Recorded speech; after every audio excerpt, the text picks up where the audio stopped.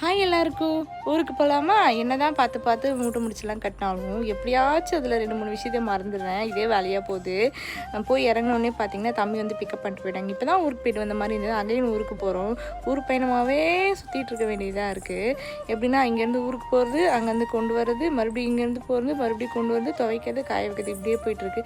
பாப்பாவுக்கு ஊருக்கு போனால் ரொம்ப ஜாலியாகிடும். அவங்களுக்கு செம்ம தூக்கம். அதே மீறி அவங்க விளையாடிட்டு இருக்காங்க. இந்த டைல்ஸ் வந்து பார்த்திங்கன்னா நாங்கள் வீடு கட்டும்போது டைல்ஸ் செலக்ட் பண்ண போகும்போது இது உள்ளே போகும்போது என்ட்ரன்ஸில் எனக்கு பார்த்தோன்னே ரொம்ப பிடிச்சிச்சு. அதனால் வாங்கிட்டு வந்தோட ப்ரைஸ் மட்டும் 3000 ருபீஸு.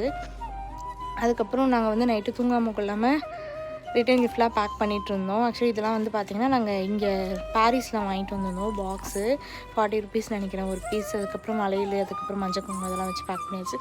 பாப்பாவும் எங்கள் கூட தூங்காமல் அவங்களும் பேக்கில் போட்டு வச்சுட்டு இருந்தாங்க.